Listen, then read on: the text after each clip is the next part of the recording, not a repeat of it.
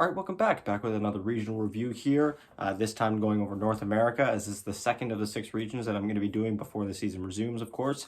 Just basically taking a quick look at the upper and lower division of every single region in their current state, as we are now halfway through the tour.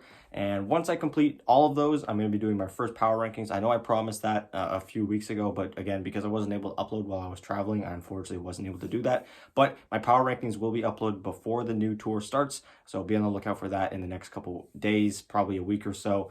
And just in case I'm not able to upload tomorrow because it is Christmas tomorrow, just happy holidays, Merry Christmas to everyone who celebrates it, and hope everyone's able to stay safe and see their loved ones and all that kind of stuff in a, of course, safe manner. And yeah, getting into it now, starting off with the upper division of North America. Again, this is going to be a little bit more packed just because it has been such a long time since I did a review. But starting off on December 11th, we had Undyne taking on Black and Yellow. This was a good series all around for Undyne. Again, they're looking like one of the top contenders right now for a major spot. I'd be very surprised if they managed to miss it, especially with how mediocre one of the other teams that should have been in contention has been playing. Following that, we had Quincy crew taking on Archos. And yeah, things started to spiral a little bit out of control for Archos. It looked like they just were never really able to get their footing. I think the roster changes that they went through in the offseason are really starting to hurt them right now, especially losing Shaggy in the mid lane and having to replace him with Kyle. It's definitely a big step down. Not to throw any hate at Kyle or anything, but Shaggy is a very, very good mid laner, one of the best of the region, and losing him, not exactly an easy thing to fill. Following that, on December 14th, we had Wildcard Gaming upsetting Evil Geniuses, winning 2-0, and doing it pretty convincingly as well. This was not necessarily a close series for Evil Geniuses. In the post-game interview with Sammy Boy, who has, of course, transitioned into the support role, he talked about how he thought that Evil Geniuses drafting was their problem, and they just didn't really understand the current meta in the draft, and they just were kind of putting themselves into a bit of a hole. Which there might be some credibility to that. Of course, the drafts that EG had looked a little bit uncomfortable for them. They do have a lot of new players in the sense that Jirax came out of retirement, so his hero pool might be a little limited to start, and Nightfall moving positions to the off lane. Of course, his pool is going to be a little bit smaller just because he's not as experienced in the off lane as he is in the safe lane. But regardless, Wildcard take this series, and again, Evil Geniuses, shaky start. Some people maybe were expecting this. I know in my prediction video, I predicted that EG wouldn't be top of the group, but I didn't see this slow of a start coming. These guys are at risk now of finishing somewhere maybe 4th or 5th place in North America, which is just absurd, considering they had finished top 2 in both tours in the last season. Following that, we had 4 Zoomers taking on Simply 2-Based, and this continues to be a very, very rough division for Simply 2-Based. Again, in the offseason, I talked about that I didn't really like the changes that they made, whether or not that was their fault or not. Again, players left the team, so that's not necessarily their fault. But the players that they brought in to fill those slots didn't exactly impress me. And yeah, this season's looking pretty done for them. They're looking like they're going to be finishing bottom 2, which if they do, they're going to for sure have a better time in Div 2. Div 2 has still been quite tight in its matches as well, but we'll end up getting to that when the time comes. Later that day, we had Arkos versus Black and Yellow, and Arkos picking up their first win against Black and Yellow, who also surprisingly upset Evil Geniuses in the first couple weeks. This was a pretty fantastic series. Of course, these two teams kind of reside near the bottom, but they do kind of have that underdog arc going for them. Again, Black and Yellow taking a game off of, or taking a series off of Evil Geniuses. Arkos has had a hard time finding their footing, but they have had their highlights in each of those series. They're definitely fighting for their lives right now in this upper division. And again, because the bottom 3 teams are so close together, it's likely two of these bottom 3 teams are going to be eliminated. It's just a matter of which ones are they going to be. Arkos could easily dodge this relegation if they manage to pick up a couple more wins. Following that, December 18th, we had Quincy crew versus Wildcard. Again, Wildcard showing that they're not to be taken lightly. They take a game off of Quincy crew, who again has looked like one of the strongest teams in this region, has looked like one of the strongest teams in this region for a very long time now. And yeah, they look good. They aren't able to actually secure the series win, but it was very close. And it's just really exciting to see Wildcard really come into their own. As in the first series that they played, I had talked a little bit more in depth about the games and stuff like that. And Sammy Boy moving to position 5, his first series with Wildcard was really rough. He picked Bane in both games, and he was just having a lot of deaths where he was just out of position. He wasn't getting the grips that you were hoping for in team fights, but he has really come into his own. He's been really impressive as of late. And so Sammy Boy, one of the more surprising players from this roster that I wasn't expecting to have such a good tour, especially after that rough start I was talking about.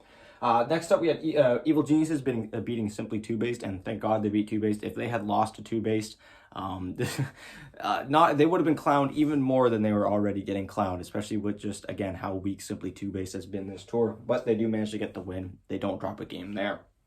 And finally, ending things off before the break, we had the Undyne versus Four Zoomers match, which was very entertaining. Four Zoomers had a lot of highlights in this series, but they just could never really get the edge over Undyne. And Undyne is so good, at least in North America. Of course, we haven't really seen them play on an international stage since TI, but they are just very, very good at knowing what to do when they're behind.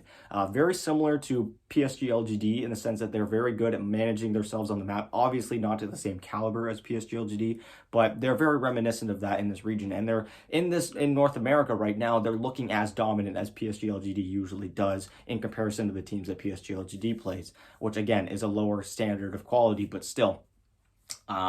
They are really, really remarkable at watching from behind. Just the rotations that they make, just the way that they play the map, it's a real treat to watch. And given that they're top two right now in their division, I am really, really excited to say that they should be making it to the major, and I'm super excited to see how that goes. Again, I was really happily surprised with Undyne at TI, and I became a real big fan of them, and just the whole arc of the fact that people thought that they would be the bottom of their group, and then they really went and surprised a bunch of people and even beat Evil Geniuses in the group stage. They placed ahead of them. So yeah, overall, really, really fun week, and again, really excited to see Undyne at that first major.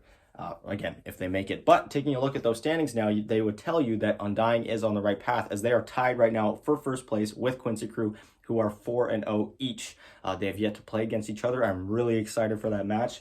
But as of right now, they are both completely undefeated. We then have Evil Geniuses, Four Zoomers, and Wildcard all staying in third place from the last time I did this power ranking. So the top 5 teams all do not make any changes from the last time that I did this review. However, they all go 1-1. So after the first week and a half, they were 1-1, and then they got 1-1 in the week since. So they are now 2-2. Arkos moves up one spot. They are now 1-3 so far, tied with Black and Yellow, who was 1-1 after the first week and a half and has lost 2 series since. So they've taken a little bit of a nosedive. And then Simply Two Based, they were tied for 7th in the last one, but now they are definitively last place as they were 0-4 so far. The only team in this division that has yet to get a win.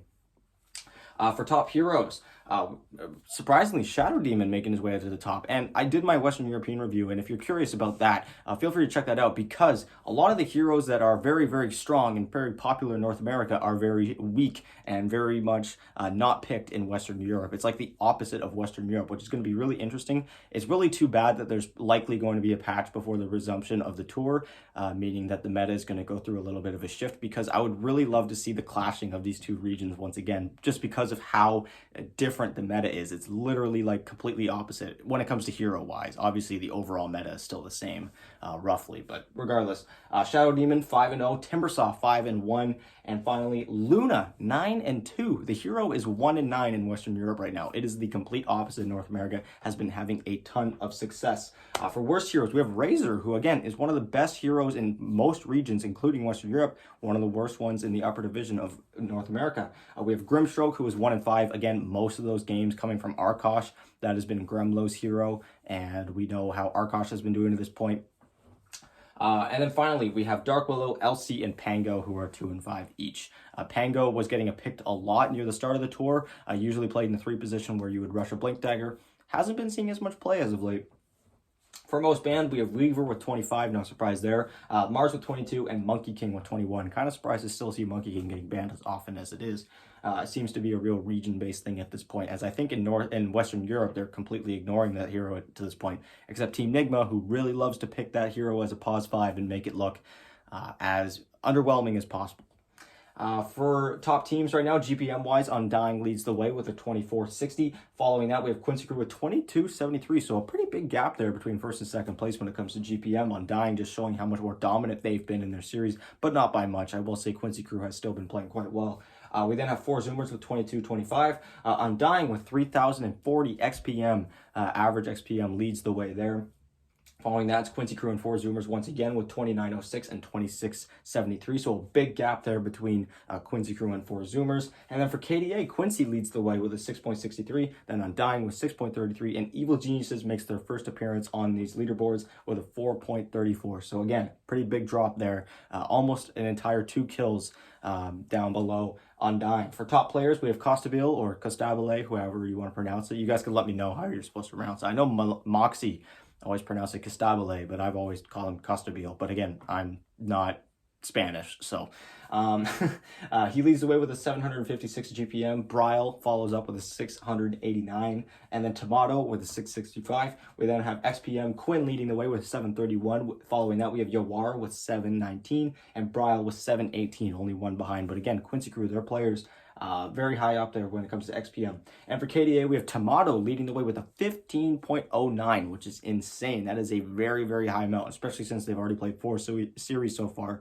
That you'd think that that's not going to be a sustainable number, but he sustained it to this point. So, and another pretty incredible number, these next two, Quinn with a 10.16, and Abed, even though Evil Geniuses has been pretty underwhelming so far, he has a 9.47 KDA. He's been pulling his weight, at least kill-wise.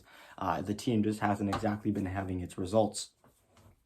So, yeah, that kind of does it for the upper division. Again, right now, Evil Geniuses, I don't think that it's completely clinched. Like, there is still a mathematical possibility that Evil Geniuses makes it to the major. But having 2 losses already in a division where you need to finish top 2 is pretty detrimental. The odds that you make it to the major are already slim enough. The fact that they've already got these 2 losses, only 4 series deep, is pretty alarming. And so, you know, it could just be that Evil Geniuses is having a hard time adjusting to, again, the role swaps and bringing Jirac out of retirement and just the overall new meta. But are they going to get better with time? Were these the right moves that EVG had to make? Of course, I'm sure that these were moves that they wanted to make. I'm sure if Fly and Ice Ice Ice wanted to stick around, they would have kept them. But again, kind of surprising. But not to take anything away from the 2 best teams in this division so far. Undyne, Quincy Crew playing very well. I'm, again, very excited for when these 2 teams meet. And hopefully we get to see them go pretty far in the first major. So yeah, with that, I'll be segueing into the lower division, taking a look at the matches here. Quite a few more here. Starting off with 5 Rat 4 Staff, who again started off pretty rough. They started off 0-1, but they have gotten off to a hell of a good start. They've really made up for that slow start as they start off by beating KBU.US, who has been a pretty hit or miss team, them coming in through the open qualifiers as well. Pretty close series there with a 2-1 win. Electronic Boys gets their first win after a couple pretty unfortunate series losses. Of course, that one where their hard carry disconnected in game 2 and didn't return. That was a very unfortunate loss, especially after winning game 1. And then the next series where it was really close, but they weren't quite able to get it. They get their first series win there against Felt, who has also had a pretty rough start to the season. Following that, we had Dog Champ versus 5-Man Midas. They take that series 2-1. Again, another pretty close one. 5 Rat 4 Staff, 2-0 is Team Magnus, and 5 Rat 4 Staff, again, starting to build up some momentum, and when we get into the standings here, we'll see just how much they've actually climbed in the past couple weeks. Following that, we have The Cut, who is looking like the clear cut for the number 1 spot in this division so far, which in the end doesn't really mean anything if you're number 1 or 2. You win a little bit more money, but at the end of the day, you just want to be top 2 so you make it back to that upper division. Now, The Cut was in the upper division last tour, and they went completely winless. They have made some roster changes since then, and they've looked really, really good. But again, the lower division is much, much less competitive than the upper division. Even in divisions and regions like North America, the upper division and the lower division have a very, very big skill difference when it comes to overall skill. We then have Dog Champ, who beat Felt 2-1. Again, Felt kind of slipping, but they are getting some close losses. 2-1, 2 times in a row. They just aren't able to close out the series. Following that, we have 5 Rat 4 Staff beating 5-Man Midas. I was so excited for this matchup because it's the 5 Rat 4 Staff versus the 5-Man Midas, and 4 Staff overall beats Midas overall. So here that supports, if you are ever contemplating between a 4 Staff and a Midas, 4 Staff and ratting, always hitting the towers. So they take that series 2-0. Following that, we had The Cut beating Electronic Boys. And again, Electronic Boys are so competitive. They're taking a game off the top team in this division, but they just can't close out the series. And so even though Electronic Boys does end up at the bottom of the standings for the second time I'm reviewing this region, they have looked really, really good. They just haven't been getting those results. And so it would just be really unfortunate to see these guys get relegated again because of how well they've been playing, but they just can't get the wins. Finally, ending things off, we have KBU.US beating Magnus 2-0, and then 5-Rat 4 Staff beating Electronic Boys 2-1 again. So Electronic Boys loses in 3 games in their best of fives every single time, but they just can't close it out. And because of that, they lie again at the bottom of the division, 1-4 so far. Leading the way, we have the Cut 4-0 so far. We have 5-Rat 4 Staff moving up 5 spots from the last time I did my review. They are now 4-1. They have had a real bounce back, and it's been really entertaining watching them so far. Dog Champ stays in the same spot with a 3-1 record, so they're staying consistent, but not quite pulling ahead of some of the other teams. And then we have KBU.US, who is 2-2 so far. They're kind of separating the top half from the bottom half, as the bottom half teams have had a pretty miserable go of it. We have 5-Man Midas, Felt, and Magnus, who are all tied for 5th place right now, moving down 2 spots, all 1-3 so far. So all of them have been pretty rough. Again, they haven't played against each other all that much so far yet, so we'll have to see who ends up shaking down at the bottom, who ends up rising to the top. But for now, they're all tied for 5th. And again, Electronic Boys 1-4 so far. They do have the same amount of wins as some of the other teams in here, but they do have that extra loss. And man, it really sucks to see them at the bottom right now because, again, they've been really competitive. They've been so close in pretty much every series. Taking a look at now some of the top heroes. We have Leshrac leading the way, who is 5-0 so far. I think that's kind of a surprising one, considering the BKB meta, which kind of counters the hero pretty hard, and the fact that we haven't been seeing Leshrac picked pretty much anywhere lately. We have Medusa, who is 8-1. I know there was a region I did recently that I was covering that I can't quite remember which one it was, but one of their most banned heroes was Medusa all of a sudden, and it really caught me off guard. Well, Medusa's having a whole lot of success in North America's lower division, that's for sure. She's 8-1. And then Legion and Skywrath are both 5-2. So Legion in the upper division, 2-5. Legion in the lower division, 5-2. For worst heroes, we have Razor. So overall, in North America, doesn't matter what division you're in. If you pick Razor, you're apparently going to have a very bad time. Timbersaw is 1-5, so opposite to the upper division. And then Grimstroke, 3-7. So Grimstroke, again, another one of those heroes that on both divisions of North America, not exactly having the best time. For most banned, we have Invoker with 26, Weaver with 25, and Phantom Lancer with 23. Now, that might just be because of the popularity of Medusa, but with heroes like Leshrac, who have been very popular apparently in lower division, and the fact that PL really has not been relevant very much of anywhere, it's kind of surprising to see this hero that gets getting banned as often as it is, but regardless, that is your 3rd most banned of the region in this division. Leading the way for GPM, we have the Cut with 24.96. We then have 5-Rat 4 Staff with 23.60. And then following that, we have Dog Champ with 23.59. One thing I will mention is that for any of the teams in this division that came in through the closed qualifiers, their stats are going to be a little bit skewed because it does, Dota Buff includes their stats from those qualifiers, meaning that they have more games played against some potentially weaker teams on the way. So for teams like 5-Rat 4 Staff and KBU.US, just keep in mind that their stats might be a little bit skewed from those qualifiers. For top KDA, we have, for top XPM, we have Dog Champ with 3,021, very impressive. The Cut leads the way not far behind with 29.78. And finally, 5-Rat 4 Staff with 29.77, so 1 behind. And finally, for top KDA, we have the Cut leading the way with 5.08, KBU.US with 3.54, and finally, 5-Rat 4 Staff with 3.44.